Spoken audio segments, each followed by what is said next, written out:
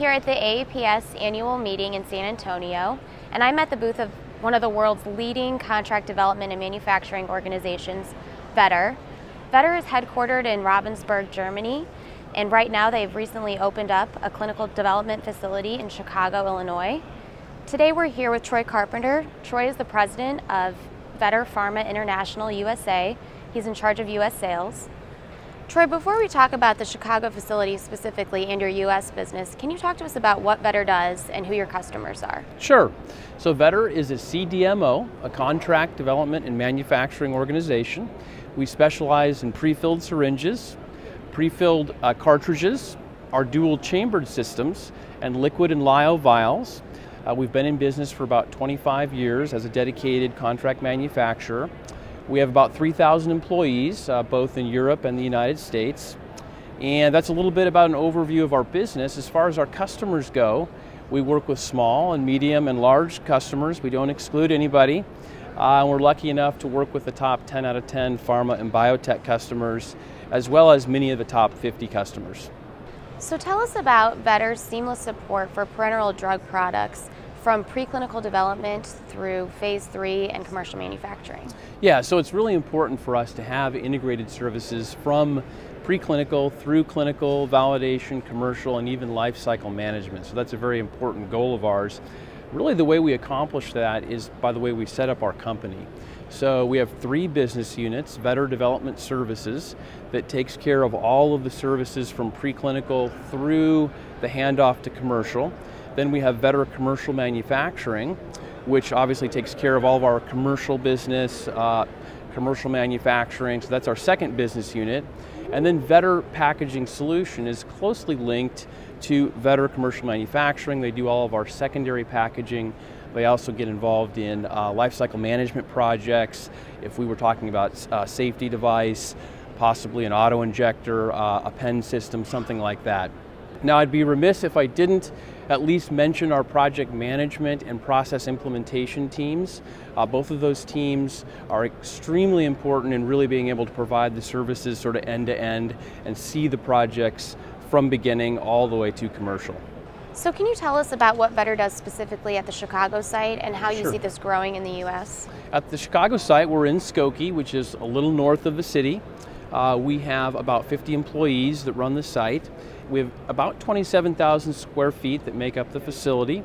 We have 3 clean rooms that are basically the heart of the facility. I'll mention a little bit more about those in a second.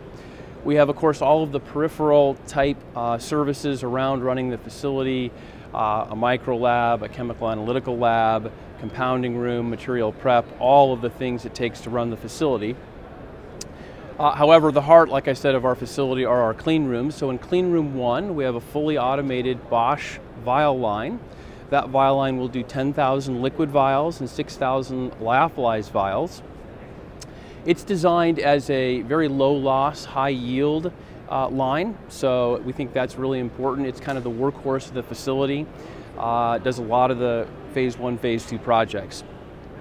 In our second clean room, we have what we call our semi-automated line, highly flexible, so it can do syringes from half ml up to 10 mLs, vials from 1 ml to 50 ml, and then can also even do single chamber cartridges. So highly flexible if a customer wanted something that wasn't kind of normal. And then in our third clean room, we have just ordered a Groninger syringe line, and it's similar to one that we've implemented in Ravensburg, Germany at our home site. It'll be up and running in 2014, and we've seen kind of an increase in demand for phase 2 and early phase 3 syringe projects. So this syringe line will fulfill that need. We're excited about that. Can you walk us through why you chose Chicago specifically as your site? Yeah, so well, first of all, Chicago's a great city. So great people, great food, great location, nice to come to. That's really not the reason. That wasn't our primary reason to pick Chicago. Kind of simplistically, Chicago is in the United States, and we wanted to be in the United States with our phase 1, phase 2 manufacturing. We wanted to be close to where molecules are discovered and where many clinical trials are being run. So it was really important to us to be in the U.S. And as far as our customers go, we're very pleased with the development. We've been open for 2 years. We see a lot of growth sort of month to month. And one of the more exciting things is that we've had a lot of customers from the United States, which we would expect, but we've also had customers from Europe, from Asia, and even from the Middle East. So from our entire customer base, we see projects coming into Chicago. Chicago, we felt, worked out nicely sort of logistically, so it was easy for our East Coast and our West Coast customers to get to Chicago, very easy for our international customers to get to Chicago, so that was important to us. Chicago is actually also a pretty big hub of pharmaceutical companies, so a lot of pharma activity. We could certainly take advantage of that, and then it also has a very rich academic environment that we could take advantage of as far as hiring folks and interacting with them. So we're very pleased with our site in Chicago.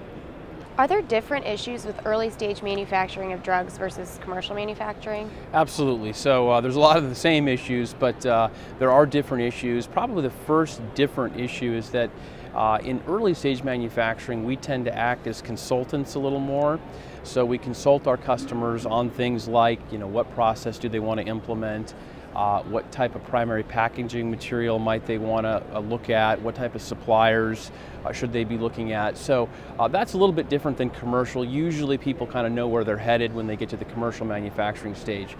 The second probably biggest difference is speed and flexibility, and we really see this as probably the biggest issue in that customers, when they get to the clinical stage, they really want and need to get into the clinic quickly for their own internal goals, as well as for the market and investor goals. So we've tried to design our facility to be fast and flexible. So we have platform technologies, we use disposable technologies, we've tried to use really lean business processes, and we think we've hit the target there, and we know we need to do that for our customers. Lastly, we think what's really important is to have a low loss, high yield facility. So the batches that we tend to do are small to medium sized batches. And although it's also important in commercial manufacturing, you really want to make sure if a company only has a little bit of drug material, that you get out of that drug material as many doses as you can. So we've designed the facility to be low loss, high yield, and we think that provides a lot of advantages to our customers. Well, thank you so much, Troy, for your time. To find out more, visit vetter-pharma.com.